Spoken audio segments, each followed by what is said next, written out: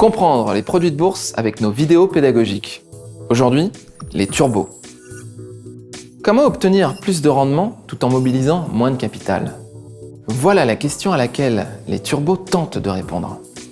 Parmi les nombreux certificats listés en bourse sur Euronext par exemple, les turbos ont la particularité de permettre à l'investisseur de profiter plus rapidement des mouvements d'une action, d'un indice ou de tout autre sous-jacent grâce à leur effet de levier.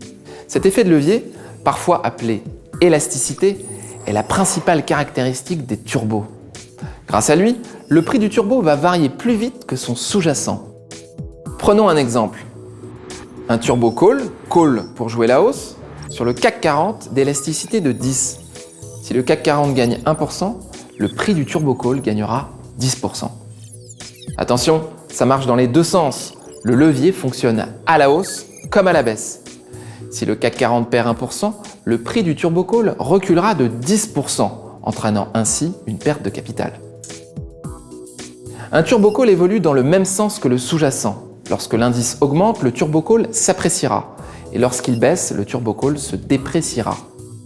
Donc pour profiter de la hausse du sous-jacent, on utilisera un turbo call. Le rendement de cet investissement boursier est donc potentiellement plus important, tout comme le risque que prend l'investisseur. Si on se trompe sur son anticipation de mouvement, la perte peut être plus importante que sur un montant équivalent investi sur l'indice.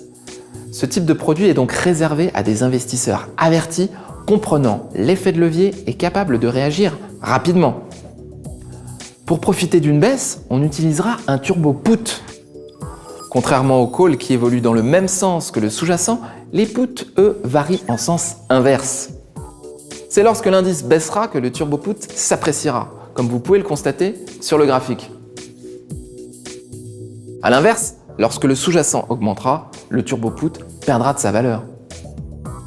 Le but de cet investissement est bien évidemment d'acheter le turbo en bourse et de le revendre plus cher, comme sur les actions, en profitant d'un mouvement favorable du sous-jacent. Alors, comment ça marche? Le mode de calcul de leur prix est très simple et peut être approché à l'aide d'une simple soustraction. Cours du sous-jacent moins prix d'exercice dans le cas d'un call, prix d'exercice moins cours du sous-jacent dans le cas d'un put. Attention à la barrière désactivante si vous vous êtes trompé dans votre anticipation de mouvement ou votre scénario de marché. En effet, si le cours du sous-jacent touche cette barrière, le turbo est désactivé immédiatement. Cela signifie qu'il n'est alors plus échangeable en bourse et qu'il sera définitivement valorisé à sa valeur de remboursement qui peut être nulle. Il existe 4 différentes familles de turbos. Les turbos simples ou classiques ont un prix d'exercice et une barrière désactivante de même niveau, ainsi qu'une date de maturité qui correspond à la date de fin de vie du produit. À cette date, si l'investisseur détient toujours le produit, il est remboursé automatiquement de sa valeur intrinsèque. Si en revanche, la barrière désactivante est touchée, le produit est suspendu, radié de la cote et perd alors toute sa valeur. Une perte intégrale du capital est alors encourue. Ces produits ont un fort effet de levier. Il existe aussi des turbos sans date de maturité qu'on appelle turbo illimité ou turbo infini. Leur prix d'exercice et leur barrière désactivante ne sont pas au même niveau et sont ajustés dans le temps en fonction de l'évolution des taux d'intérêt et des dividendes escomptés.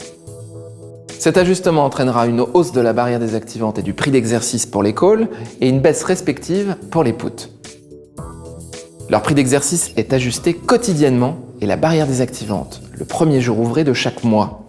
L'effet de levier des turbos illimités est un peu moins important que pour les turbos classiques. En cas de désactivation, les turbos illimités peuvent avoir une valeur de remboursement résiduelle. Son montant est au maximum égal à la différence entre la barrière désactivante et le prix d'exercice ajusté de la parité. Cette valeur peut être nulle. Ensuite, la troisième catégorie de turbos est appelée BEST, comme barrière égale au strike. Strike étant le nom donné au prix d'exercice en anglais.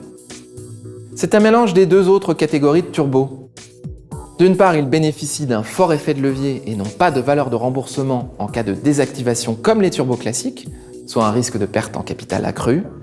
D'autre part, comme pour les turbos illimités, ils n'ont pas de date de fin de vie et voient leur prix d'exercice et leur barrière désactivante ajustés quotidiennement au rythme des taux d'intérêt et des dividendes escomptés.